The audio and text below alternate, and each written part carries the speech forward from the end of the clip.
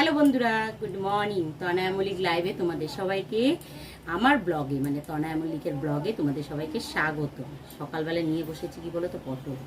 কারণ তো কালকে তো দেখলেই বলেছিলাম, দেখলে কি কালকে বলিও নি, সত্যি কথা বলতে কালকে মহারাজের উপোস করেছিলাম, তো সেই কারণে কালকে সারাদিন উপোস ছিল, কিছু খাইনি। তো এখন কর্তা মশাইয়ের খিদে পেয়ে গেছে, তো এখন সকালবেলা সব কাজবাজ সেরে আগে রান্না বসিয়েছি। অল্প ভাত আর একটু আলু সেদ্ধ করবো আর ডিমের অমলেট করবো, সকালের টিফিন আর কি, বুঝেছো।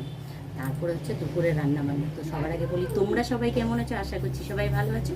আর আমার ছোট ছোট মিনি ব্লগগুলো দেখার জন্য অনেক অনেক ভালোবাসা, ধন্যবাদ। পাশে থেকেও ভালোবাসা দিও। তো চলো, এই যে সবজি নিয়ে বসে গেছে, আলু, কাঁচা লঙ্কা, কাঁচা পেঁয়াজ আর এই যে পটল, এগুলো এখন কাটাকুটি হবে। ওটা হচ্ছে ডিমের অমলেট করব, আলু সেদ্ধ করব, এই যে টমেটো সেদ্ধ দেবো, এর সাথে মাখবো।